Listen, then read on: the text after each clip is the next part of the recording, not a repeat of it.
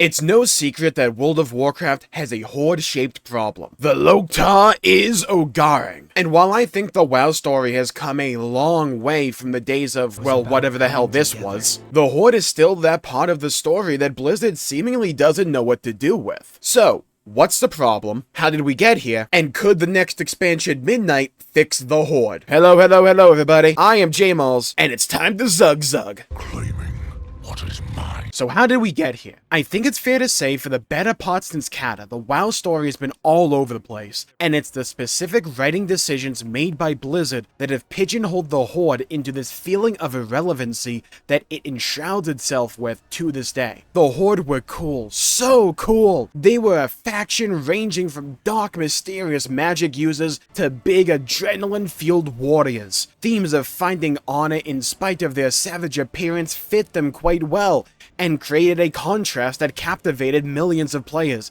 Disparate bands of people fighting for survival that, while weak when operating by themselves, together create an aegis of blood and honor. Led by a war chief that was the face of the Horde, they were a group you just couldn't help but root for. They were cool visually, with interesting and varied stories, and just fit in with the aesthetic that Warcraft gave off. But over the years, what happened to the Horde was a systematic assassination of those elements and key characters that drove the locomotive that was the Horde hype train.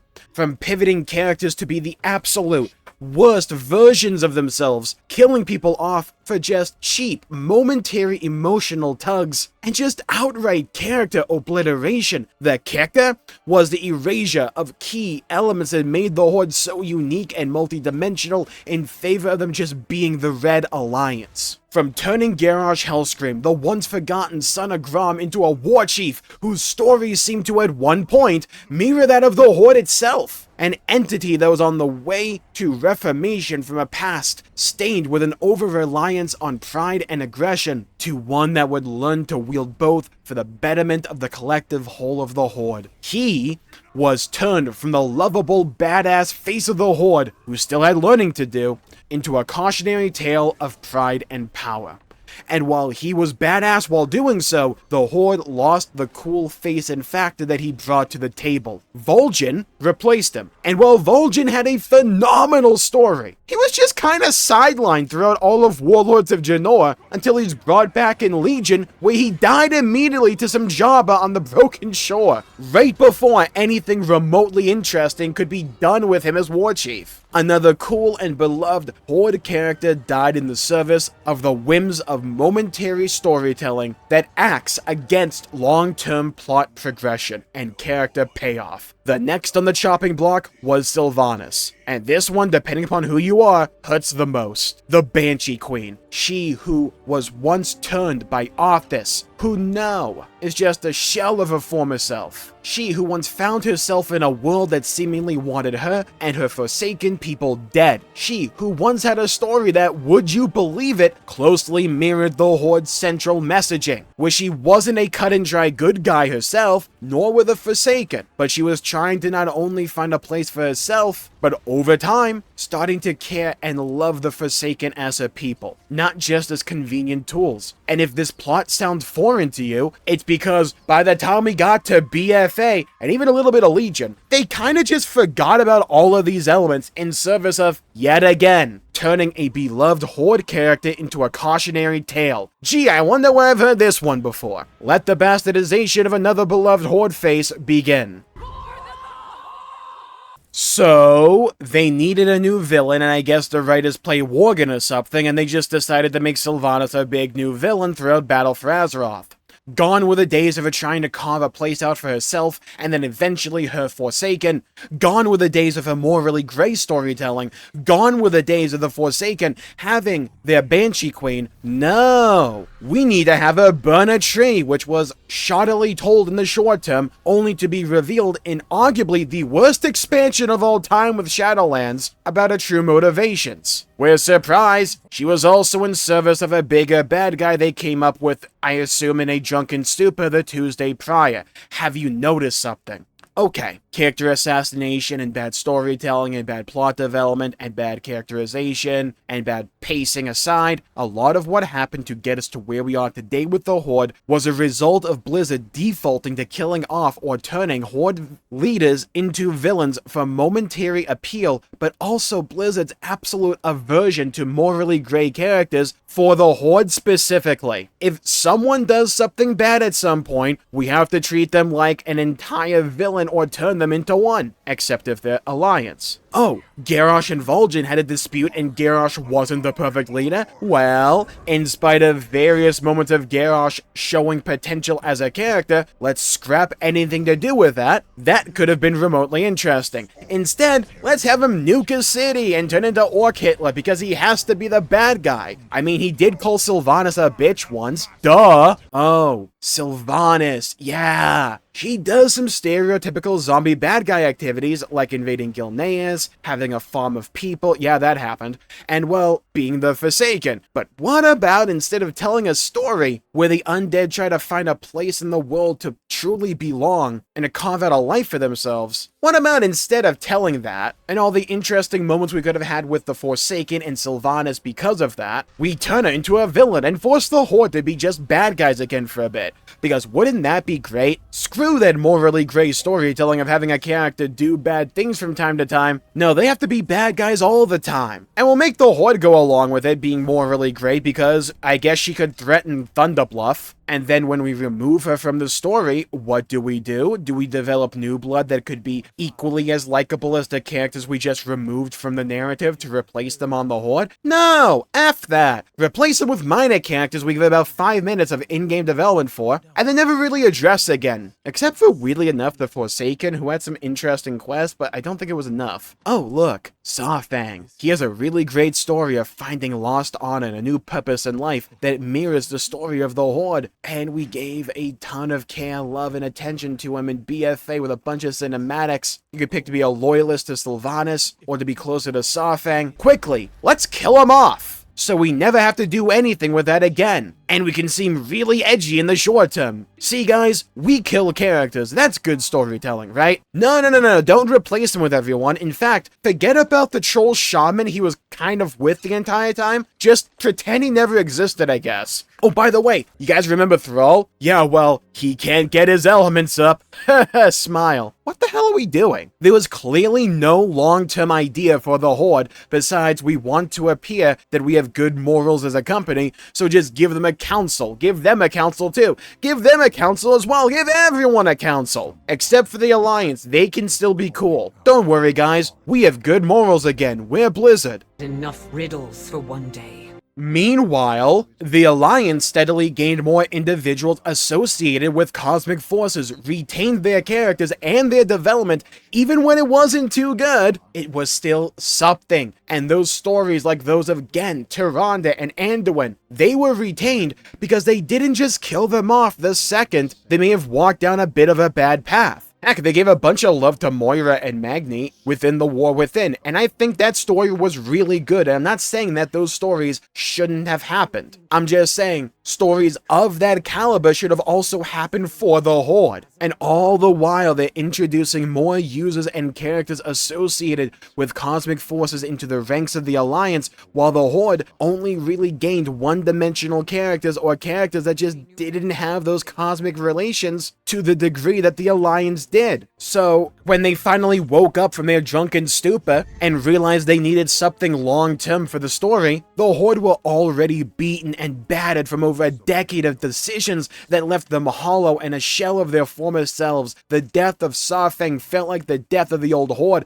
that so many of us loved all those years ago to be replaced with nothing. It's almost as if Sylvanas was trying to tell us something when she told us that we were all nothing when she killed Sawfang. Huh, maybe that was deeper than I gave it credit for all those years ago. I mean, Sawfang died so Sylvanas could aura farm, and so that Anduin could have another father figure die, because F him, I guess. But it's fine, we'll just have Sawfang spat out some lines that his son Sun and Varian said when they both died, because I guess that's good storytelling. And the stories that came after felt alliance-centric because that was all that was left. The characters largely relevant that people actually cared about involving these topics were alliance, because they never bothered to develop the Horde ones, or to even give the Horde characters like that. And Blizzard also weren't good enough for the longest time in actually introducing and developing new characters, besides like Denathrius. That Shadowlands and Dragonflight era needed a Horde reclamation that we just never got. And now with the World Soul Saga, we have Thrall, who feels like Blizzard just doesn't know what to do with him. And oh yeah, we have Lorthamar. And I mean, he had a love story with Thalysra, right?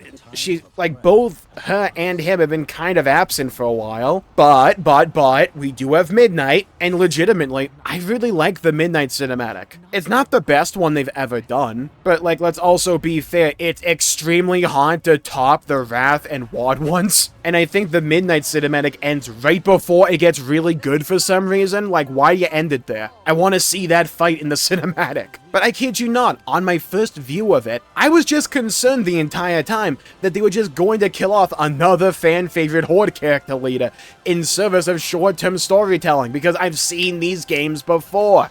And while he didn't die there, I did see a comment from someone, which rings scarily true. Varian didn't die in the Legion cinematic either, so I guess we just have to wait and see. Now Blizzard is on the cusp of the perfect opportunity to right the ship and to give the Horde back their swagger. Before every dawn, there must be a Midnight. You can't even break one elf. Midnight is the next expansion for World of Warcraft. It's the middle part of the World Soul Saga trilogy, set in Quel'The the Lost, the homeland of the Blood Elves. Yes, that plays from TBC.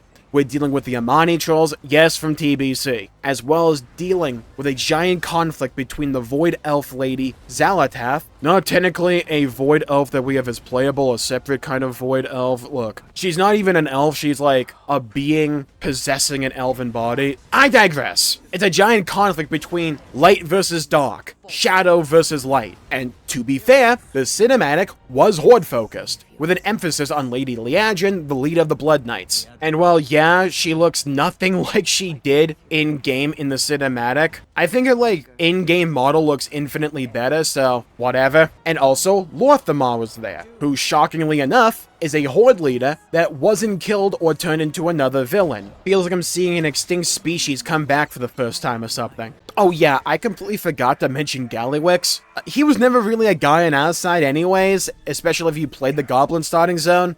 I didn't necessarily mind dealing with him, and honestly, I quite liked Undermined, even if a lot of the Goblin stuff was positioned to be more neutral instead of more Horde-aligned. But hey, I like Gazlo, I like the Goblin stuff. I know it's not everyone's cup of tea, but I liked Undermined overall. I think it was a step in the right direction, but I do think it was largely a baby step, and I think in Midnight, we need to get into a sprint here. And I think Blizzard are positioning themselves in such a way to hopefully do that, because it seems as if we're finally getting some Horde love. Hearts of Silvermoon are still Horde only. They said in a recent roundup of what Midnight entails that about 1/3 of the city will be designated exclusively for the Horde, while the remaining 2/3 will be accessible to both Horde and Alliance members. I mean, come on, look at it. The revamp of the city gives us some absolutely beautiful Blood Elf imagery of iconic Horde logos. But yeah, it's easy to just slap the Horde symbol on something and call it a GG. The question in my mind is, can Blizzard tell a story with the Horde again? I think they can. I have more trust in this writing core that they currently have than the previous one. Look, they aren't perfect and they still suffer from moment-to-moment dialogue and characterization as kind of weak elements, but it's far more palatable than whatever the hell we had in Dragonflight and Shadowlands. I think the true test will be, can they actually write new Horde characters that we care about and want to see more of, while not bastardizing old ones like Lady Liadrin and Lorthamar. The Horde can't just feel like the Alliance, but red. They need to feel like the Blood and Honor Horde, the grouping of people fighting for survival in a world that wants nothing to do with them. An invasion of Silvermoon and the Sunwell by giant cosmic forces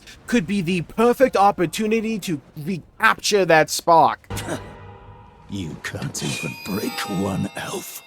You can't even break one elf. Look, I get it's generic, but I really like that line in the cinematic. It's more in line with the cool writing WoW used to have than whatever the hell the end of Dragonflight was. They let Lord Thamar be really cool, and didn't just have the evil elf lady kill him in the moment right after he said something cool. Yet. What I don't want to happen is the story to just focus on Illyria, Turelion, and Aerithor the entire time, and then ignore Lord Thamar and Liandrin, and other Horde characters as a result. If we're to go off the marketing, they probably won't, because in like all the imagery, it's Lord Thamar front and center against Xalatath. But we know Illyria, Turelion, and Aerithor are main characters because they said so at Gamescom. Look, those characters are going to get screen time because they are main characters. But what I'm saying is they shouldn't feel like the only characters. Having another Alliance-centric character with Valera Sanguinar be the Delve Companion is already a choice, I guess. Would have preferred having her be the Alliance Delve Companion and the Horde gets someone else, because like even though she is a Blood Elf, she is more closely aligned with the Alliance. But hey, okay, Horde get to pal around with another Alliance character. Hardly the end of the world, especially with Delves this time having more story importance. So like, yeah, by the way, that's the thing, Delves actually kind of matter for the story. So like, maybe Valera will work for that, just kind of a kick in the balls. When we finally have a Horde-facing expansion, our main companion is a character one gentle breeze away from being an Alliance NPC. Blizzard have a lot they can and need to do to fix the damage done to the Horde, and I think Midnight gives them the perfect opportunity to do so. I can forgive some writing inconsistencies in the War Within. It was originally, to my knowledge, supposed to be a one-off story, a one-off expansion. It was later turned into a trilogy for the World Soul Saga and expanded upon. So it probably still had elements from its time as a regular old insert WoW expansion here, alongside the stuff they wanted to focus on for the World Soul Saga. But now in Midnight, we don't have that excuse anymore. And we know that later on, they're going to be doing something with Thrall. What that is and how much,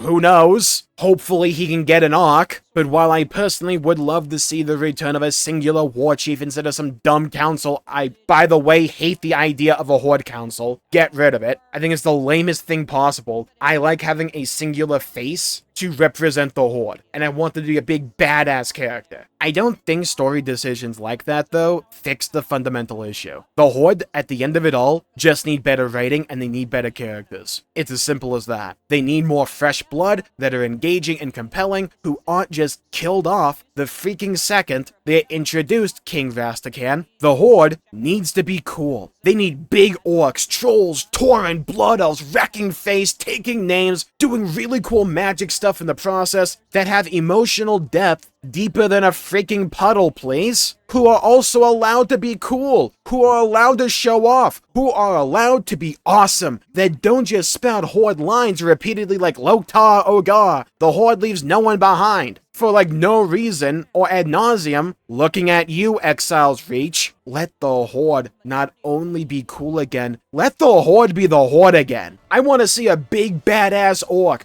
ripping and tearing into the forces of the void, holding his axe aloft in the air as the light of Silvermoon reflects off of it, and him shouting out Loktar Ogar. Like, that's the visual the Horde needs more of. The adrenaline, the coolness, it needs more of that. You can't shy away from the very thing that fuels the story. I'm no longer part of my Horde! Look, I'm gonna level with you. Storytelling has never been really WoW's strong suit, but a lot of us have fallen in love with the World of Warcraft story at one point or another, and I think they've made a lot of decisions and a lot of effort to right the ship and to make it better. They're not all the way there yet. There are problems, there are issues that need to be addressed, fixed, remedied, and iterated on. But I think what the War Within showed me, at least, is that they are at least willing to try. Again, they do some stupid things, but overall, there's some really good stuff in the War Within. And I hope Midnight is another leap in the right direction. Like the War Within was coming from a Dragonflight, I hope Midnight is that same jump in quality from the War Within. Be unapologetically cool,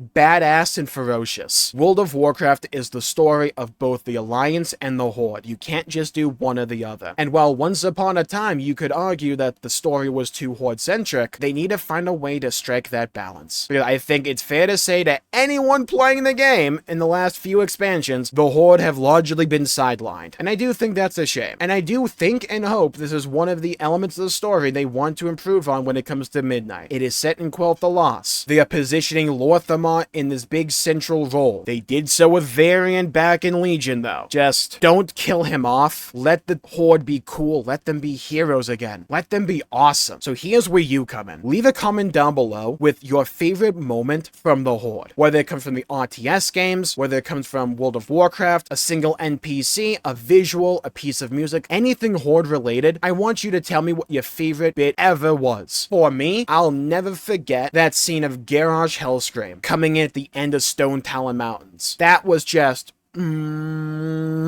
beautiful. And also all of Silverpine, that was majestic. And we have a lot in the future here for World of Warcraft. Housing, Legion Remix, Midnight itself. There's a lot going on. If you want to be up to date and to join us on this wacky, crazy journey through Azeroth, you should leave a like and subscribe. Follow me on TikTok, Twitch, and Twitter, Jmulls G. I have a Discord in the description down below. And you want to know something that I believe Blizzard are fixing in a big way? The new player and returning player experience. For the longest time, it was terrible. I don't think this is going to be perfect, but it's a far better version from the sounds of it than what we currently have. And if you want to find out more of my thoughts on what's going on, you should check out this video right here for more. Stay safe, everybody. Have a great day, and I'll see you all next time. Bye-bye, everybody. Until we meet again.